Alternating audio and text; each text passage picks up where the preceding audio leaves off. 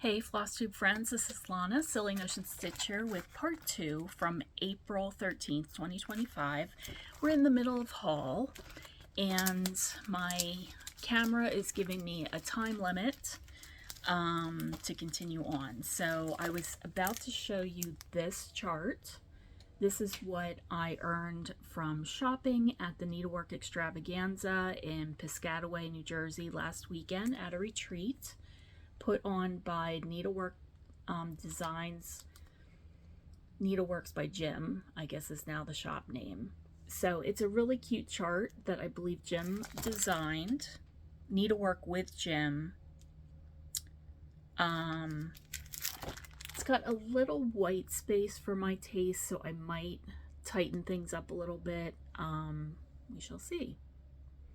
But I love the bright colors, and there is some silver action in there as well. So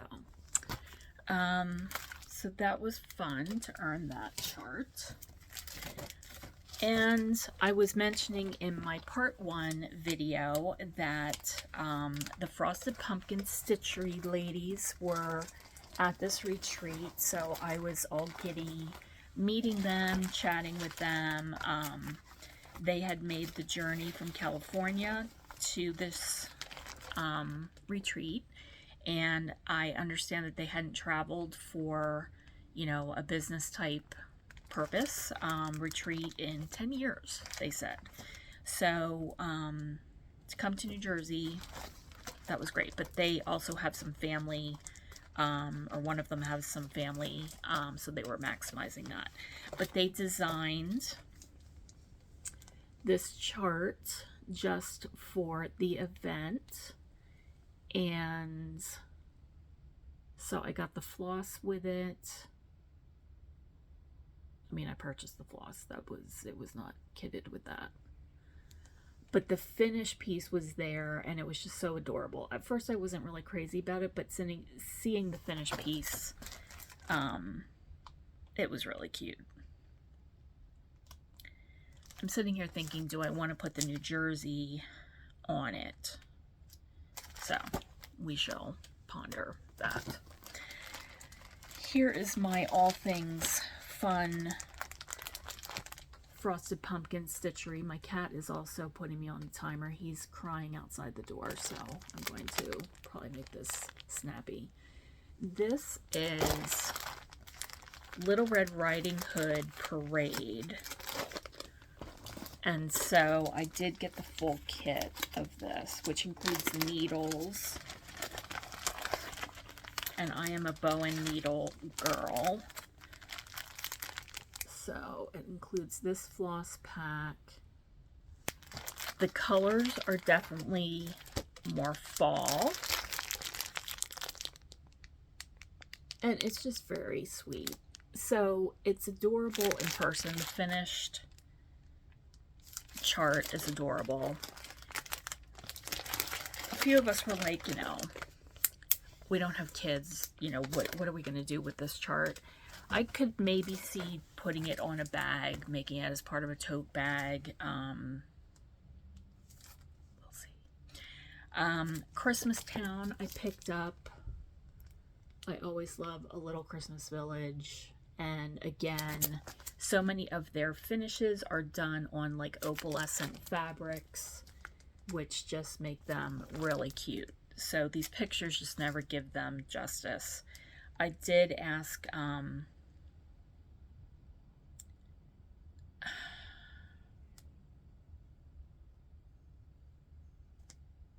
I think it's Ashley is the designer. I did ask her to sign one of the charts I was purchasing, so she was nice enough to do that. Oh, these are so cute. I actually forgot I got these. So these are Easter. Oh my gosh, they're so cute. So this must be kitted up pronto as well. Cookies for the Easter Bunny is what this is called, on adorable lilac-y fabric. And I do have some lilac that I bought it because, of course, I love it and thought, oh, Easter or Halloween, but didn't really know what I was going to use it for. These were very cute as ornaments. I really like the Santa. I love the pudding. The gingerbread guy was cute. I don't know that I remember him. All right, how am I doing with time? And then my final, oh no, that was the last of the frosted pumpkin.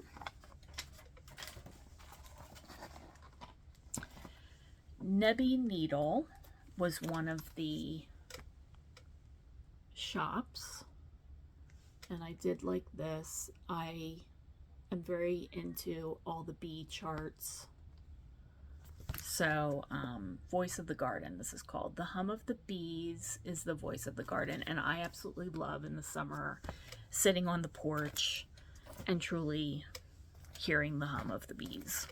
So, there was a really neat shop there that sold a lot of Saju trinkets and things. So this is a kit of that chart, and it's called Souvenir Paris Cushion on tea colored linen.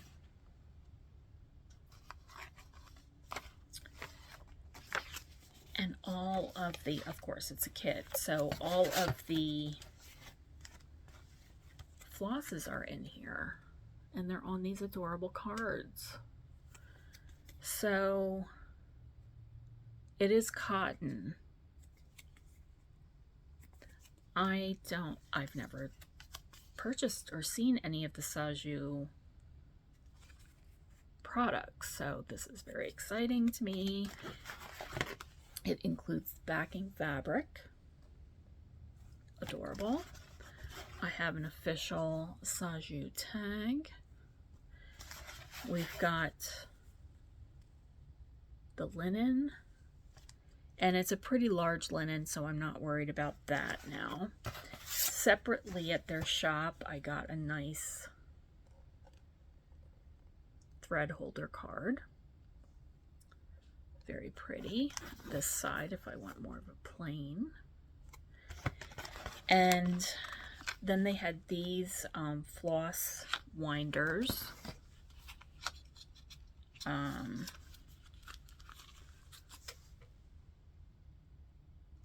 Cute box, lovely packaging, and then they are these winders rather than a,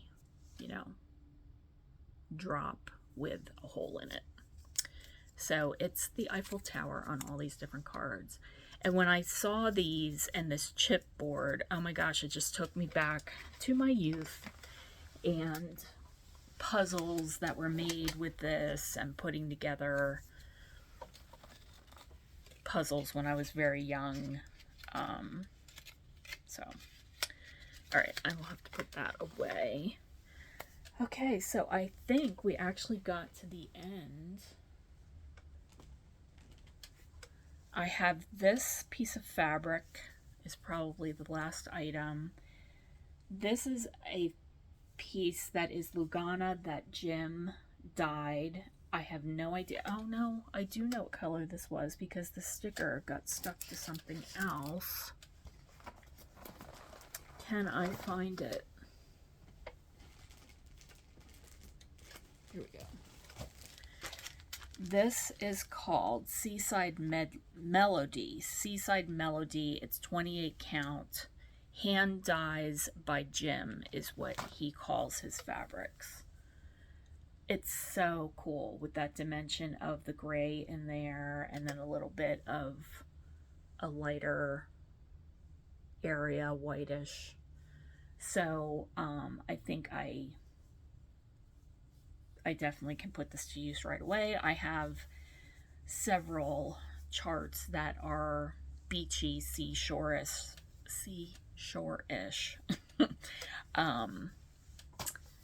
And we'll be able to use that in no time. Oh, as my finale, I also purchased these 2 boxes. They were $2 a piece. They will be fine for finishing. And there was a movement a few years ago with playing card boxes, and this is another thing that just reminds me of my youth. And my great aunt had all these playing cards in her dining room, and she would pull out her credenza drawers and have those. So thinking of finishing possibilities that you could, you know, put something on the top or put something inside that would be finished. And then I am getting ready to go to Hobby House. My first ever trip to Hobby House outside of Rochester, New York. Brenda and Laura will be there, so I am beside myself about that, and I'm going with my friend Jill. We drive up Thursday, April 24th, and we'll be staying through Sunday. So I'm very excited. I hope we have really good, decent weather. I just don't want it to be raining all the time. But these were 2 little eggs. I have a whole bag of them that I bought. See them all in there. I have at least 10 of them because I'm going to put those in my table gifts. Hobby House's retreat actually has 10 people per table, so that's a bit more than what I'm used to for a retreat. Normally I prepare things for like 6 to 8 people or whatever, so I think I sort of changed my mind. I was actually hand making little needle books, but that's just getting to be a little bit too much now for 10 people. One of my eggs got away, but have some little chocolates, and I have some of those organza bags on order. They're really inexpensive, so I think I'm getting a pack of like at least 25 or 50 for like $6. So I will enjoy using them again to store my floss. I am seeing one of my final haul items. I talked about this last year. This was my discovery, is banding. Banding, which is linen, and it was made on looms in a German family-run loom. I don't want to call it a factory. For 500 years, this family was making this linen, and these pieces, I purposely, actually Kathleen helped me realize which ones I wanted to choose. Some of the banding that I could have purchased had lace sewn on the sides. These are woven along with the actual on the loom, them weaving and creating this banding. And you might say, what is banding? What do I use it for? I have only been stitching for about 4.5 years or so, but banding, as I saw it back in the 80s, 90s, you know, when you hear people talk about bell pulls, they would typically be stitching something, a chart that would run this way. But really, you can use it for anything. And one of the popular things I was seeing was many of the tiny towns, people were deciding like, oh, I can do a tiny town on this banding, and then you have like a unique border. There were some that were specifically Christmas. This one I wanted because I know that this is inspired by German and French Alsace area, Rhine area folk decor, and that is from my family heritage. I picked up this year some things that are more in the Eastery realm, And some of these I am now planning on using for the Told in a Garden Amish type scenes, where I know I don't want to stitch the whole chart, but there's one that's blueberry something, blueberry hill or something, and another one that's raspberry something.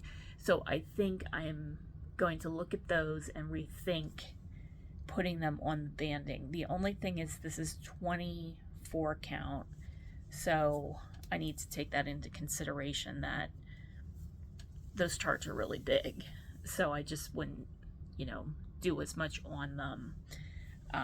So anyway, some of the banding, I'm watching my time because my camera is going to shut off, I got is very narrow. And I wanted to do that because last year I did this class there where we got this little piece of banding.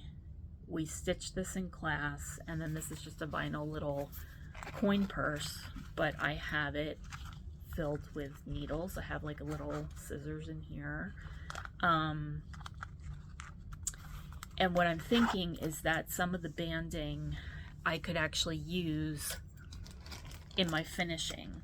So like, say you have something for Easter, you might just have like eggs, chicks, hop, bunnies, and just be able to stitch them on these narrow pieces of banding and have them be part of the display.